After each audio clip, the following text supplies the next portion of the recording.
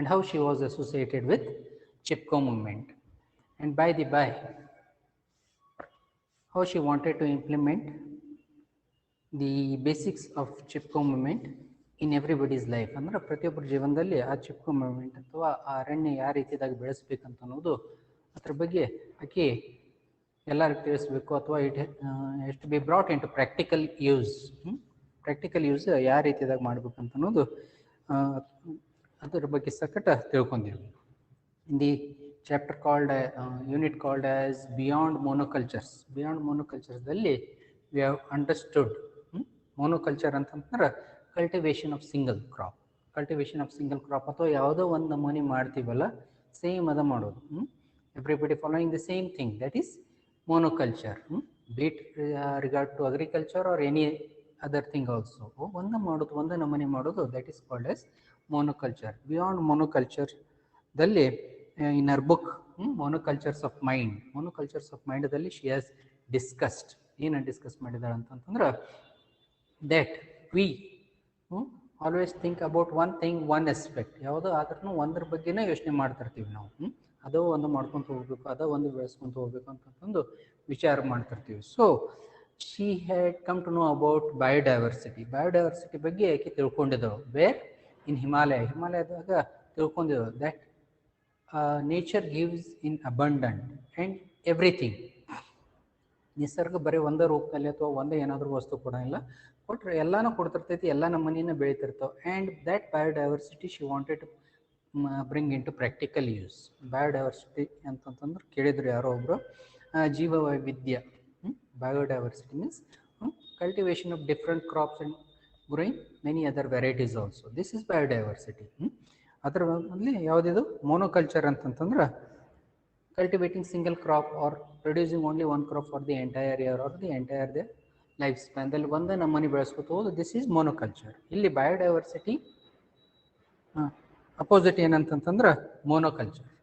Monoculture ಅಂತಂದ್ರೆ growing only one variety or depending on only one aspect of crop, ಯಾವುದೋ ಒಂದು ಬೆಳೆ ತಕ್ಕೊಂತ ಹೋಗೋದು, this is monoculture. She has knew about biodiversity. ಅದರದ್ದು ಬಯೋಡೈವರ್ಸಿಟಿದು ಯೂಸಸ್ ಗೊತ್ತಿತ್ತು and how it is helpful for the mankind ಅಂತಂತನೂ ಇದು ಸಕಟ ಗೊತ್ತಿತ್ತು. So she has discussed in our book monocultures of mind ದಲ್ಲಿ ಇದ್ರ ಬಗ್ಗೆ ಚರ್ಚೆ ಮಾಡಿದಾಳೆ. She says that failure to understand biodiversity is the root cause of destruction of nature ಅಂತ. ಏನಂತ ನಾವು ಬಯೋಡೈವರ್ಸಿಟಿ ಬಗ್ಗೆ ನಾವು ತಿಳ್ಕೊಂಡಿಲ್ಲ. ಬಯೋಡೈವರ್ಸಿಟಿ ಅಂತಂದ್ರೆ ಬರೀ ನಾವು ಕಾಯಂ ನಮ್ದು ಅಥವಾ ನಾವು ಏನು ಬೆಳಿಬೇಕು ಅಥವಾ ನಾವು ಹೆಂಗೆ ಇರಬೇಕಂತ ಅನ್ನೋದು ಇದಿಷ್ಟೇ ಯೋಚನೆ ಮಾಡ್ತೀವಿ. ನಮ್ಮ ಜೊತೆಗೆ ಪ್ರಾಣಿಗಳು ಇರಬೇಕು, ಪಕ್ಷಿಗಳು ಇರಬೇಕು, ಎಲ್ಲ ನಮ್ಮನೆ ಬೆಳೆನೂ ತೆಗಿಬೇಕು, ಬರೀ ಒಂದೇ ನಮ್ಮನೆ ಮ್ಯಾಗ ಡಿಪೆಂಡ್ ಆಗಬಾರ್ದು. We are part of the nature. This is biodiversity. ಇದ್ರ ಬಗ್ಗೆ she stressed this so that she can bring the same into the practical use. So ಹೀಗಾಗಿ ಏನು ಮಾಡಿದ್ರು, she had collected seeds from the ರೈತರ ಕಡೆಯಿಂದ ಸಾಕಷ್ಟು ಬೀಜಗಳು ತೊಗೊಂಡಿದ್ರು. ಎಲ್ಲ ರೈತರು ಎಲ್ಲ ಕಡೆ from all over the India, from all over country, ಅಲ್ಲಿಂದ ಎಲ್ಲ ಜನರ ಕಡೆಯಿಂದ, ಎಲ್ಲ ರೈತರ ಕಡೆಯಿಂದ ಬೀಜ ಕಲೆಕ್ಟ್ ಮಾಡಿದ್ರು. She collected all types of varieties of seeds and to illustrate that or to demonstrate it she needed a farm. ಒಂದು ಯಾವುದಾದ್ರೂ ಒಂದು ಭೂಮಿ ಬೇಕಾಗಿತ್ತು. ಆ್ಯಂಡ್ ಶಿ ಕಾಲ್ಡ್ ಇಟ್, ಅಲ್ಲಿ ಎಲ್ಲೋ ಒಂದು experimental basis she began her project in Navadhanya farm. Navadhanya farm ಅಂತಂದ್ರೆ ಏನು? This was a place where all types of seeds were grown, multiple seeds were grown, multiple varieties of seeds were grown. Alle she grew, and this was located in Doon Valley in the Uttarakhand province alli idu this is located. So in the year 1994 she began this on the experimental basis, and subsequently she saved about 630 variety of rice.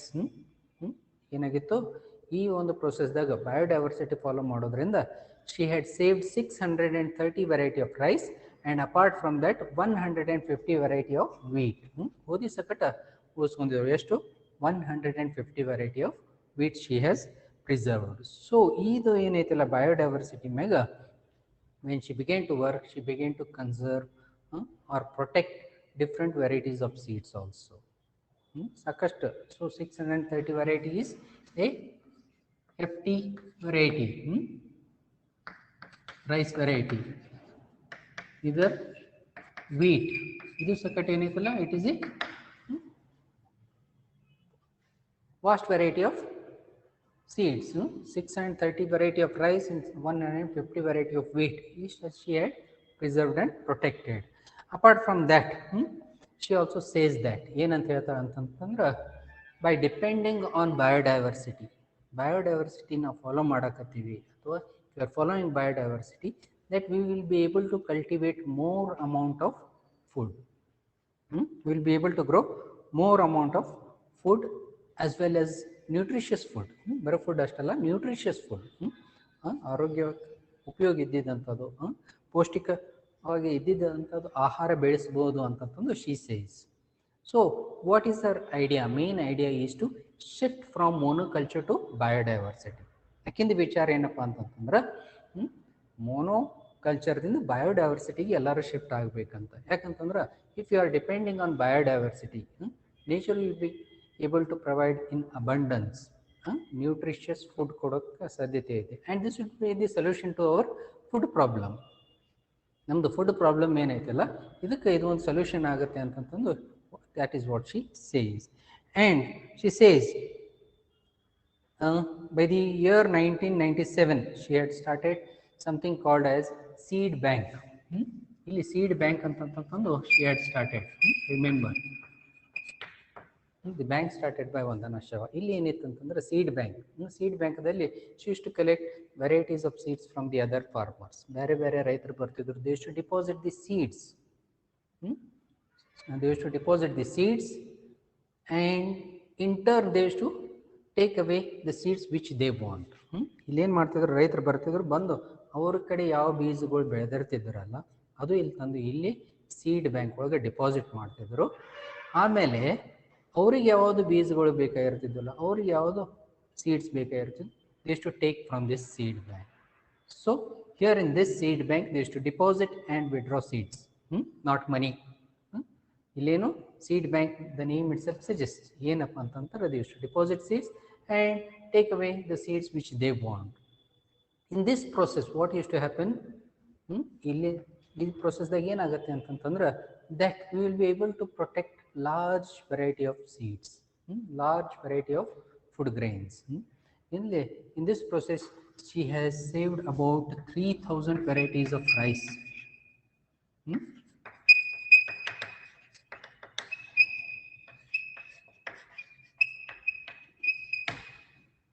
ಈ ಒಂದು ಪ್ರೊಸೆಸ್ದಲ್ಲಿ she has saved 3000 varieties of rice. 3000 variety ಅಕ್ಕಿಯಂತೂ ಉಳಿಸ್ಕೊಂಡಿದ್ದಾಳೆ. This is not an ordinary achievement. 3000 ನಮೂನಿ ಅಕ್ಕಿಗಳು ಅದಾವ ಅಂತಂತಂದ್ರೆ ನಮಗೂ ನಂಬಕ್ಕಾಗಿಲ್ಲ. How did she do this? ಇದು ಹೆಂಗೆ ಮಾಡ್ದಪ್ಪ ಅಂತಂದ್ರೆ, ನಾನಾ ನಮೂನಿ ರೈತರು ಬೇರೆ ಬೇರೆ ದಿಕ್ಕದಿಂದ ಎಲ್ಲರೂ ಬಂದು ಸೀಡ್ ಬ್ಯಾಂಕ್ದಲ್ಲಿ ಡಿಪಾಸಿಟ್ ಮಾಡ್ತಿದ್ರು.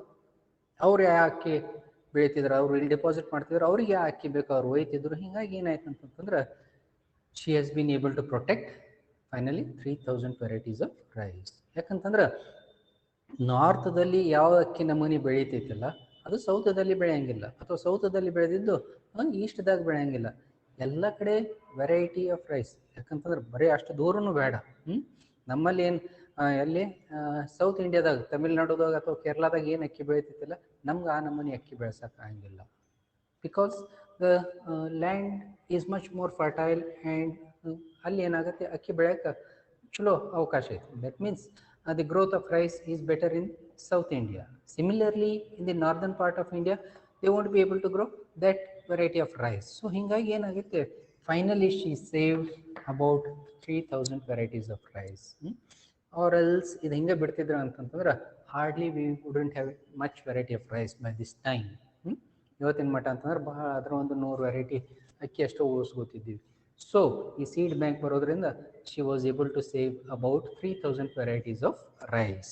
ಆ್ಯಂಡ್ ನಾಟ್ ಓನ್ಲಿ ದಿಸ್, ಇದಲ್ದ she also thinks of biodiverse ways, using the biodiverse ways for the energy ಸಂಬಂಧ. ಅಥವಾ ನಾವು ಏನು ಯೂಸ್ ಮಾಡ್ತೀವಿ ಈಗ ಸದ್ಯಕ್ಕೆ ಅಂತಂದ್ರೆ, we make use of firewood. ಕಟ್ಟಿಗೆ ಉಪಯೋಗಿಸ್ತೀವಿ. ಈ ಕಟ್ಟಿಗೆ ಎಷ್ಟು ದಿವಸ ಮಟ್ಟ ಬರುತ್ತೆಪ್ಪ, ಅರಣ್ಯ ಇರೋ ಮಟ್ಟ ನಮ್ಗೆ ಕಟ್ಟಿಗೆ ಸಿಗಬಹುದು. Similarly, fossil fuels also, she talks about fossil fuels. Fossil fuels are nothing but source of energy like petroleum, diesel, kerosene. ಇವೆಲ್ಲ ನಾವು ಎಷ್ಟು ದಿವಸ ಮಟ್ಟ ಉಪಯೋಗಿಸಬಹುದು as a source of energy? Only until we have them. ಎಷ್ಟು ದಿವಸ ಮಟ್ಟ ಅಂತಂದ್ರೆ ಅದು ಎಷ್ಟು ದಿವಸ ಮಟ್ಟ ಇರ್ತೈತೆ ಅಷ್ಟು ದಿವಸ ಮಟ್ಟ ಉಪಯೋಗಿಸ್ಬೋದು. ಒಂದು ದಿವಸ ಪೆಟ್ರೋಲ್ ಇಲ್ಲ ಅಂತಂತಂದ್ರೆ all the vehicles will be stop.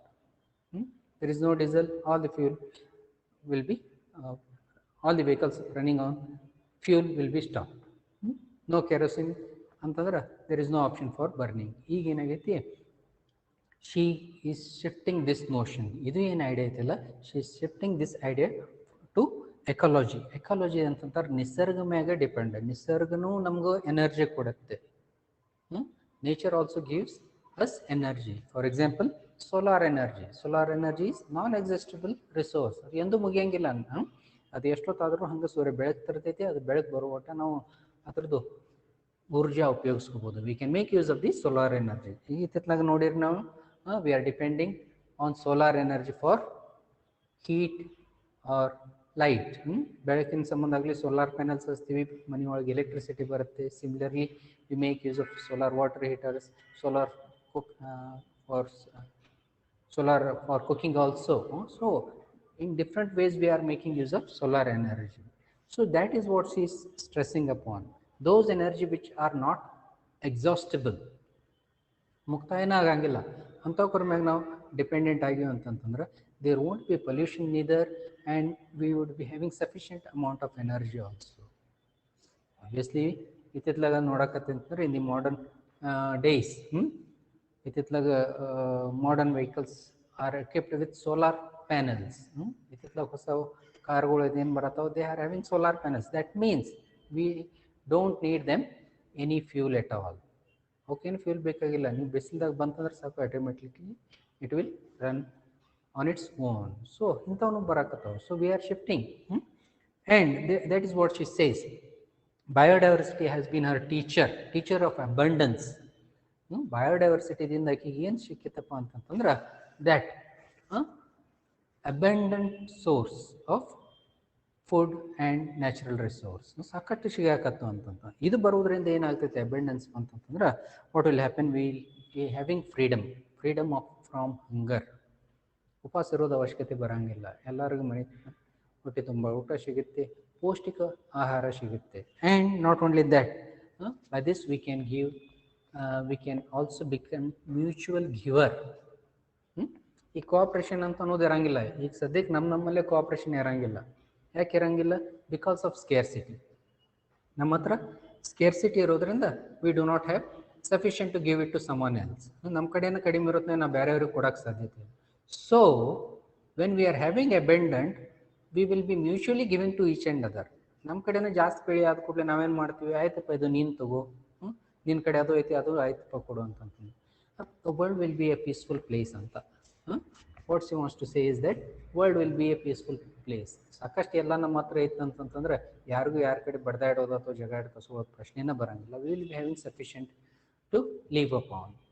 So this was what we are discussed about beyond monocultures. Coming to the next part, rights of nature on global stage ಅಂತ. Rights of nature. ರೈಟ್ಸ್ ಅಂತ ಅನ್ನೋದು ಶಬ್ದ ಕೇಳಿದಿರಿ. Human rights ಅದಾವು, animal rights are there. Now let us see rights of nature.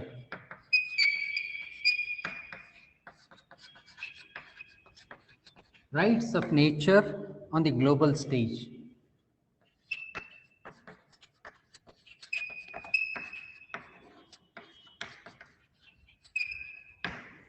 ನಿಸರ್ಗದಾದಂತಾದ ಒಂದು ಹಕ್ಕುಗಳು. Human rights ಅಂತ ಇದ್ದು, our constitution provides 7 rights. Right now there are 6 rights. 6 ಹಕ್ಕುಗಳು ಕೊಟ್ಟಿದೆ ನಮ್ಮ ಕಾನ್ಸ್ಟಿಟ್ಯೂಷನ್, ನಮಗೆ ಕೊಡ್ತೈತಿ. Right to speech, right to religion ಅಂತಂದ್ರೆ there are about set of rights given by the constitution itself. ನಮ್ಮ ಕಾನ್ಸ್ಟಿಟ್ಯೂಷನ್ ನಮ್ಗೆ ಹಕ್ಕುಗಳು ಸಾಕಷ್ಟು ಕೊಟ್ಟೈತಿ. ಸೊ ರೈಟ್ ಟು ಲೈಫ್ ಅಂತಂತ these are some of the basic rights. So similarly ಇವು ರೈಟ್ಸ್ಗಳು ಇರೋದ್ರಿಂದ ಏನಾಗೈತಿ, ನಾವು by the time lapse we are also giving certain rights to the animals also. ಪ್ರಾಣಿಗಳಿಗೂ ಸಕಟ ಹಕ್ಕುಗಳು ಐತಿ ಅಂತ. ಅನಿಮಲ್ ರೈಟ್ಸ್ ಐತಿ. ಸೊ ದಟ್ ಅದನ್ನು ಸಹ ಬಂದೈತಿ. But here we are talking about right to nature. ನಿಸರ್ಗದನ ಒಂದು ಹಕ್ಕು ಎದಕ್ಕೆ ಬಂತು, ಹೆಂಗೆ ಬಂತು ಅಂತ ಅನ್ನೋದು will discuss in this short part of the lesson. When nature is a teacher, ನಿಸರ್ಗನೇ ಗುರು ಐತಿ. The Wordsworth in the poems of Wordsworth ಅವ ಸಕಟ್ ಅದೇ ಹೇಳ್ತಾನೆ. When nature is a teacher we co create with her. ನಿಸರ್ಗನ ನಮ್ಮ ಗುರು ಇರುವಾಗ ನಾವು ಆಕಿನ ಜೊತೆಗೆ ಬೆಳಿತೀವಿ. V co create. ನಿಸರ್ಗನ ನಮ್ಗೆ ದಾರಿ ತೋರಿಸ್ತೈತಿ, ನಿಸರ್ಗನ ನಮ್ಗೆ ಕಾಪಾಡಿಸ್ಕೊತೈತಿ, ನಿಸರ್ಗನ ನಮ್ಗೆ ಜೀವ ಕೊಡುತ್ತೆ. So with nature we can co create. ಆಕಿನ ಜೊತೆಗೆ ಬೆಳಿಬೋದು. ಆಕೆ ಅಂತಂತಂದ್ರೆ ನಿಸರ್ಗ. We co create with her. Her means nature. We co create. ನಿಸರ್ಗ ಜೊತೆಗೆ ಬೆಳೆಯಕ್ಕೆ ಶುರು ಮಾಡಿವಿ ಅಂತಂತಂದ್ರೆ ವಿ ಬಿಗಿನ್ ಟು ಕ್ರಿಯೇಟ್. ನಾವು ಈಗ ಸದ್ಯಕ್ಕೆ ಏನು ಮಾಡತ್ತೀವಿ, we are destroying nature. We co create with her. We recognise her agency and her right. We have to understand her agency. ನಿಸರ್ಗ ಐತಿ ಅಂತಂತಂದು ನಾವು ಅದೀವಿ. This we have to understand first.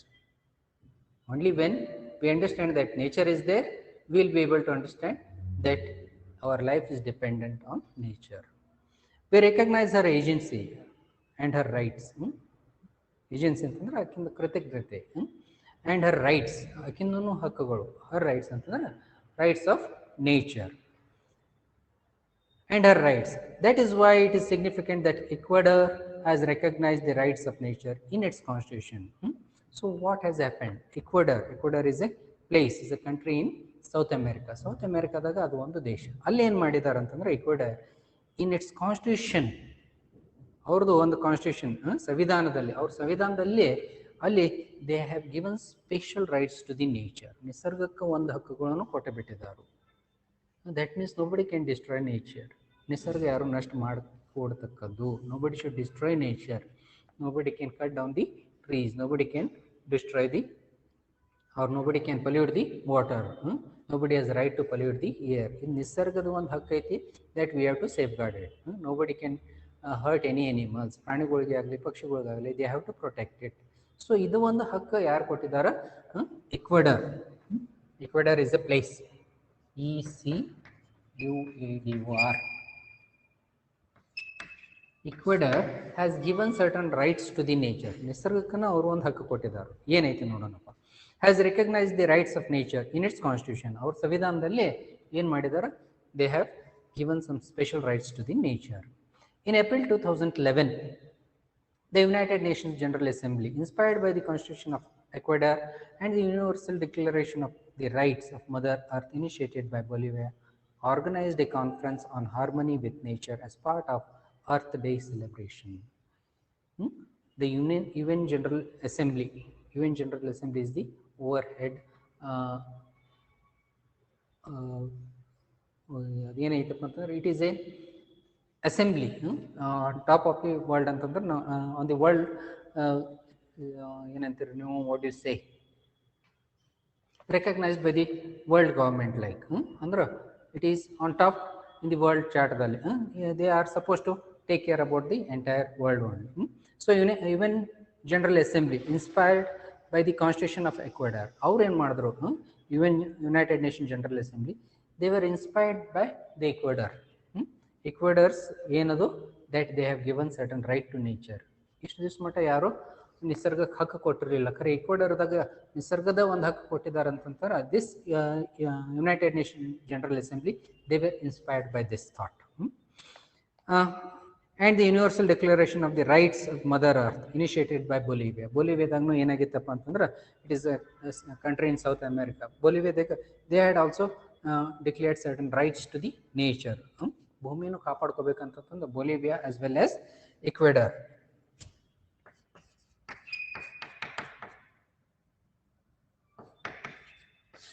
Both are in South America. They had safeguarded certain rights to the nature. So ಇದರಿಂದ they were impressed. Who?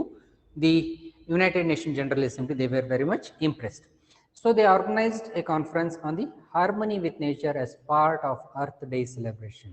Harmony with nature. Harmony ಅಂತಂದ್ರೆ ಸಮತೋಲನ.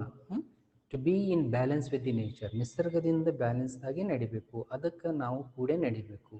V have to go with the nature ಅಂತಂತಂದು they had organised a conference, ಒಂದು conference ಅವರು ನಡೆಸಿದರು. Organise the conference on harmony with nature as part of Earth Day celebration. ಇದೇನಿದು Earth Day celebration ಅಂತಂತಂದು ಅಲ್ಲಿ ಒಂದು ಹಾರ್ಮನಿ ವಿತ್ ನೇಚರ್, ನಿಸರ್ಗದಿಂದ ಸಮತೋಲನವಾಗಿ ನಿಸರ್ಗದಿಂದ ಹೊಂದಿಕೊಂಡು ನಾವು ನಡಿಬೇಕು ಅಂತಂತಂದು they had organised a conference. Much of the discussion centered on the ways to transform system based on domination of people over nature, men over women, and rich over poor into a new system based on partnership. ಈ ಕಾನ್ಫರೆನ್ಸಲ್ಲಿ ಏನು discussion ಆಯ್ತಪ್ಪ, ಏನು ಚರ್ಚೆ ಆಯ್ತಪ್ಪ, ಅಥವಾ ಅವರು ಏನು what they came to the opinion, what were their opinion are what the thoughts were, what did they share, ಏನು ಮಾಡಿದ್ರಪ್ಪ ಅಂತಂದ್ರೆ centred on the ways of transform system. Transform ಬದಲಾವಣೆ ತರಬೇಕು, ನಮ್ಮ ಸಿಸ್ಟಮ್ದಲ್ಲಿ ಬದಲಾವಣೆ, ಬದಲಾವಣೆ ನಮ್ಮ ಯೋಚನೆಯಲ್ಲಿ, ಬದಲಾವಣೆ ನಮ್ಮ ಒಪಿನಿಯನದಲ್ಲಿ, ಈ ಥರದಲ್ಲಿ ಬದಲಾವಣೆ ತರಬೇಕು. Transform system based on domination of people over nature. ಈಗ ಸದ್ಯಕ್ಕೆ ನಾವೇನು ನಮ್ಮ ವಿಚಾರಗಳು ಹೆಂಗೆ ಆ್ಯಸ್ ಎ ಹ್ಯೂಮನ್ ನಮ್ಗೆ ಏನು ಅನಿಸ್ತೈತಪ್ಪ ಅಂತಂದ್ರೆ we are the supreme power, humans are the supreme power ಅಂತ ನಾವು ತಿಳ್ಕೊತೀವಿ. ನಿಸರ್ಗದಾಗ ಏನೈತಿಲ್ಲ, nothing is more important than we our self, this is what we think. ನಾವು ತಿಳ್ಕೊಳ್ಳೋದು ಈ ರೀತಿದಾಗ. ಏನಾಯ್ತಪ್ಪ, ಮರಗಳು ಅದಾವ, ಗಿಡಗಳು ಅದಾವ, ಪ್ರಾಣಿ ಅದಾವ, ಪಕ್ಷಿ ಅದಾವ, ನೀರು ಅದಾವ, they are not at all important.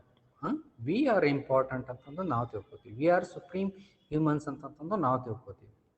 This is what we think. So ಇದು ಏನು ವಿಚಾರ ಐತಲ್ಲ, ಇದು ಬದಲಾವಣೆ ಆಗಬೇಕು. ಡಾಮಿನೇಷನ್ ಪ್ರಭಾವವಾಗಿದ್ದು, we are everything is under our control, or ನಾವೇನೈತಿಲ್ಲ ನಿಸರ್ಗ ನಮ್ಮ ದಬ್ಬಾಣಿಕೆ ಒಳಗೆ ಇಟ್ಕೊಂಡು ಬಿಟ್ಟಿದ್ದೀವಿ ನಾವು. ಬೇಕಾತು ಯೂಸ್ ಮಾಡಿರಿ, ಬ್ಯಾಡ್ ಆತಂದ್ರೆ ಕಟ್ ಮಾಡಿರಿ, ಅಥವಾ ನಷ್ಟ ಮಾಡೋದಿದ್ರೆ ನಷ್ಟ ಮಾಡಿರಿ. So we are damn worried about it. Domination of people over nature, men over women, these are the our opinion. Men are superior than women, ಇದು ನಾವು ತಿಳ್ಕೊಂಡು ನಡೀತೀವಿ. We are superior to nature, ನಿಸರ್ಗ ಒಳಗೆ ನಾವ ಶ್ರೇಷ್ಠ, ಮತ್ತು ಯಾವ ಪ್ರಾಣಿಗಳು ಶ್ರೇಷ್ಠ ಅಲ್ಲ, ಪಕ್ಷಿಗಳು ಶ್ರೇಷ್ಠ ಅಲ್ಲ, ಅಥವಾ ಅರಣ್ಯ ಆಗಲಿ ಅಥವಾ ಮರಗಳಾಗಲಿ ಯಾವ ಶ್ರೇಷ್ಠ ಅಲ್ಲ, ಶ್ರೇಷ್ಠ ಯಾರಪ್ಪ, ನಾವು ಅಂತ ಇದು ನಾವು ತಿಳ್ಕೊಂಡು ನಾವು ನಡೀತೀವಿ. Men over men and rich over poor, ಇದಂತೂ ನೋಡಿದ್ದೀರಿ. ಯಾವಾಗಲೂ ಸಾವುಕಾರ ಇದ್ದವನು ಸಾವುಕಾರ ಇರ್ತಾನೆ, ಸಾವುಕಾರ ಇದ್ದವನು ಬಡವನ ಮ್ಯಾಗ ದಬ್ಬಾಣಿಕೆ ಮಾಡ್ಕೊಂತ ನಡೀತಾನೆ. ನಾವು ಅದೇ ರೀತಿದಾಗ ನಿಸರ್ಗ ಮ್ಯಾಗ ದಬ್ಬಾಣಿಕೆ ಮಾಡ್ಕೊಂಡು ನಡೀತೀವಿ. ಅದಕ್ಕೆ ಇದು ವಿಚಾರ ತೆಗಿಬೇಕು. We have to transform this thought into what, into partnership. Partnership ಅಂತಂತಂದ್ರೆ ಏನು? Commerce students you must be very well knowing. ಅದರದ ಒಂದು ಹಕ್ಕ, ಅದರದ ಒಂದು ಪಾಲ, ನಿಸರ್ಗದ ಒಂದು ಪಾಲ, ನಮ್ಮದು ಒಂದು ಪಾಲ. If nature is 50%, we are having 50%. ಈಗ ಹೆಂಗಾಗೈತಿ, we are dominating on it, we are about 80%, 90%. ಅದ್ರ ಮ್ಯಾಗ we are superior to nature ಅಂತಂದು ಹೊಂಟು ಬಿಟ್ಟಿದ್ದೀವಿ. ಅದರ ನಿಸರ್ಗ ನಮ್ಗೇನೂ ಸಂಬಂಧ ಇಲ್ಲ ಅಂತ ಹೊಂಟು ಬಿಟ್ಟಿದ್ದೀವಿ.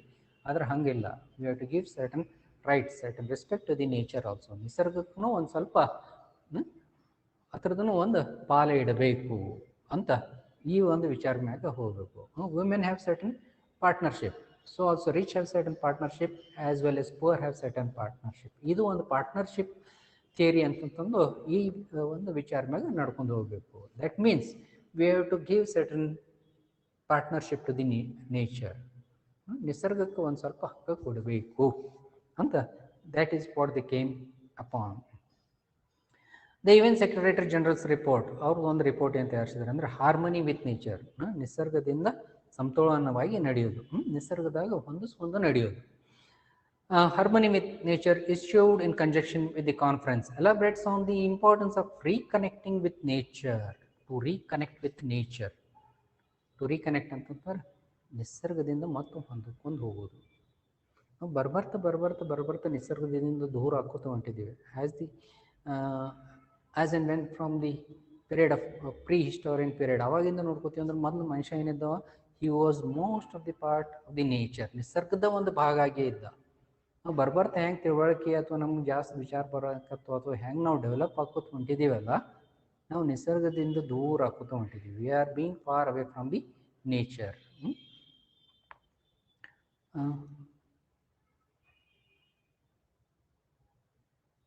Okay, harmony with nature issued in conjunction with the conference elaborates on the importance of reconnecting with nature. ನಿಸರ್ಗದಿಂದ ನಾವು ವಾಪಸ್ ಕನೆಕ್ಟ್ ಆಗಬೇಕು. We have to get reconnected with the nature. We have to understand that nature plays the sole or main role in our life. ನಮ್ಮ ನಿಸರ್ಗ ಇದ್ದಿದ್ದು ನಮ್ಮ ಜೀವನದಲ್ಲಿ ಭಾಳ ಅತಿ ಅವಶ್ಯಕವಾಗಿದ್ದು ಒಂದು ಭೂಮಿ ಅಥವಾ ಅದರದ್ದು ಒಂದು ರೋಲ್ ಐತೆ ಅಂತಂದ್ರೆ ನಾವು ತಿಳ್ಕೋಬೇಕು. Importance of reconnecting with nature. Ultimately, environmentally, destructive behavior is the result of failure to recognize that human beings are an inseparable part of nature. ಕೊನೆಗೇನಪ್ಪ ಅಂತಂದ್ರೆ ಅಲ್ಟಿಮೇಟ್ಲಿ ಫೈನಲಿ ಎನ್ವೈರ್ಮೆಂಟಲಿ ಪರಿಸರದಿಂದ ನೋಡ್ರಿ ಅಂತಂದ್ರೆ ಡಿಸ್ಟ್ರಕ್ಟಿವ್ ಬಿಹೇವಿಯರ್ ನಮ್ದು ಏನು ಬಿಹೇವಿಯರ್ ಅಂತಂದ್ರೆ ಇದೋ ಒಂದು ನಮ್ಮ ಗುಣ. ಏನು ಗುಣಪ್ಪ ಅಂತಂದ್ರೆ ಏನಿದ್ದಿದ್ದೆಲ್ಲ ನಷ್ಟ ಮಾಡೋದು, ನಿಸರ್ಗದಾಗ ಇದ್ದಿದ್ದು ನಷ್ಟ ಮಾಡೋದು, ಮರಗಳು ನಷ್ಟ ಮಾಡಿರಿ, ಪ್ರಾಣಿಗಳಿಗೂ ನಷ್ಟ ಮಾಡಿರಿ, ನೀರು ಇದ್ದಿದ್ದು ನಷ್ಟ ಮಾಡಿರಿ, ಹವಾಮಾನ ಪ್ಯೂರ್ ಏರ್ ಇದ್ದಿದ್ದು ಅದು ನಷ್ಟ ಮಾಡಿರಿ. ಇದು ನಮ್ದು ಏನೋ ಒಂದು ಗುಣ ಐತಲ್ಲ, is the result of failure to recognise that human beings are an inseparable part of nature. ಇದು ಒಂದು ನಾವು ತಿಳ್ಕೊಂಡೇ ಇಲ್ಲ. That we have to understand we are part of nature. ನಿಸರ್ಗದ ಒಂದು ನಾವು ಭಾಗ ಅಷ್ಟ. We can't control nature. ನೇಚರ್ಗೆ ನಮ್ಮ ಕೈ ಒಳಗೆ ನಾವು ತೊಗೊಳಕ್ಕಾಗಂಗಿಲ್ಲ. We are part of nature. ನಿಸರ್ಗದ ಒಂದು ಮಾನವ ಒಂದು ಭಾಗ. As there are any other animals. ಬೇರೆ ಪ್ರಾಣಿಗಳು ಅದಾವೆ, ಪಕ್ಷಿಗಳು ಅದಾವೆ, ಸಮುದ್ರ ಒಳಗೆ ಮೀನುಗಳು ಅದಾವೆ, ನೀರೊಳಗೆ ಮೀನುಗಳು ಇರ್ತಾವೆ. ಅವ್ರದ್ದು ಒಂದು ಜೀವನ, ಅವು ನೀರು ಅಂತ ಅನ್ನೋದು ಅದು ಇವೆಲ್ಲ ಏನೈತಿಲ್ಲ ಇವೆಲ್ಲ ಕೂಡಿಸಿ ಒಂದು ನಿಸರ್ಗ ಆಗ್ತೈತಿ. ನಮ್ಗೇನು ಅನ್ಸಾಕತ್ತೈತಿ, we are having the feeling that we are much more superior, we can do whatever we want with the nature ಅಂತಂದು ನಾವು ಹೊಂಟು ಬಿಟ್ಟಿದ್ದೀವಿ. ಇದು ಏನೈತಿಲ್ಲ ದಿಸ್ ಬಿಹೇವಿಯರ್ ನಮ್ಮ ತಲೆ ಒಳಗಿರೋದ್ರಿಂದ ಏನಾಗುತ್ತೆ ಅಂತಂದ್ರೆ ವಿ ಡಿಸ್ಟ್ರಾಯ್ ದಿ ನೇಚರ್. ಇದರದಿಂದ ಏನೈತಿ, you have to understand, reconnect that we are part of nature. ಇದು ನಷ್ಟ ಮಾಡೋದ್ರಿಂದ ನಾವೇನಾಗಂಗಿಲ್ಲ, ನಾವು ನಷ್ಟ ಆಗ್ತೀವಿ ಅಂತ ಅನ್ನೋದು ತಿಳ್ಕೊ. ಆಬ್ವಿಯಸ್ಲಿ ಇದಿಷ್ಟು ಮತ್ತೆ ತಿಳ್ಕೊಬೋದು. ನಾವು ನಿಸರ್ಗ ನಷ್ಟ ಮಾಡ್ತೀವಿ, ನಿಸರ್ಗ ಇದ್ದಿದ್ದು ನಮ್ಗೆ ಕೊನೆಗೆ ನಷ್ಟ ಮಾಡುತ್ತೆ, ಹೌದಿಲ್ಲ? We destroy, we pollute the drinking water. ನಾಳೆಗೆ ನೀರು ಯಾರಿಗೆ ಸಿಗಂಗಿಲ್ಲ, ನಮಗೆ ಸಿಗಂಗಿಲ್ಲ. Obviously we can see the scarcity of drinking water nowadays. Pure water is not available. ಆಮೇಲೆ similarly destruction of the forest. ಇದು ನಷ್ಟ ಮಾಡೋದ್ರಿಂದ ಏನಾಗುತ್ತೆ, ನಾಳೆ ಅಕ್ಕಪಕ್ಕದಲ್ಲಿ ಮಳೆ ಆಗಂಗಿಲ್ಲ, ಮಳೆ ಇಲ್ಲ ಅಂತಂದ್ರೆ ಬೆಳೆ ಬರಂಗಿಲ್ಲ. ಈ ಥರದಿಂದ ಹಾನಿ ನಮ್ಗೆ ಆಗೋದು ಅಂತ. This we have to understand that we are part of the nature. ನಾವು ನಿಸರ್ಗದ ಒಂದು ಭಾಗ ಅದೀವಿ ಅಂತ ತಿಳ್ಕೊಬೇಕು, ಅಥವಾ ನಿಸರ್ಗ ಐತೆ ಅಂತಂದ್ರೆ ನಾವು ಅದೀವಿ ಅಂತ ತಿಳ್ಕೊಬೇಕು. And that we cannot damage it without severely damaging our self. If you are damaging the nature, we are damaging our self.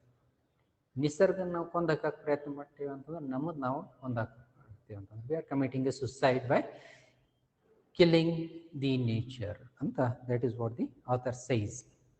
separatism separate ಅಂತಂತಂದ್ರೆ ಬೇರೆ ಬೇರೆ ಇರೋದು. we are different, animals are different, nature is different, birds are different, we are different ಅಂತ ಅನ್ನೋದು ಇದು ಒಂದು ನಮ್ಮ ತಲೆ ಒಳಗೆ we are having that opinion. Separatism indeed is at the root of disharmony with nature and violence against nature and people. ಇದು ಬೇರೆ ಅಂತ ಏನೈತಿಲ್ಲ. ಸೆಪ್ರೇಟಿಸಮ್ ವಿತ್ ಡಿಸ್ಹಾರ್ಮನಿ, ಹಾರ್ಮನಿ ಒಂದಕ್ಕೊಂದು ನಡೆಯೋದಿಲ್ಲ. ನಾನು ಬೇರೆ, ನಿಸರ್ಗನೇ ಬೇರೆ ಅಂತ ನಾವೇನಿದು ವಿಚಾರದಲ್ಲಿ ಇದಿಲ್ಲ. With nature and violence against nature. Violence ಅಂದರೆ ಹಿಂಸೆ, ನಷ್ಟ ಮಾಡೋದು, ಮರಗಳು ಕಡಿಯೋದು. ನಮ್ಮ ಬೇಕಾದಂಗೆ ಮರಗಳು ಕಡಿತೀವಿ, ನೀರು ನಷ್ಟ ಮಾಡ್ತೀವಿ. Going against the nature, going against the laws of nature. Violence against the nature and people. As a prominent South African environmentalist, prominent South African environmentalist, ಅವನು ಏನು ಹೇಳ್ತಾನಂದ್ರೆ, his name is Cormac Cullinan. ಅವನು ಏನು ಹೇಳ್ತಾನಂದ್ರೆ, points out apartheid means separateness. apartheid ಅಂತಂದ್ರೆ separate ಆಗಿ. apartheid means to being different.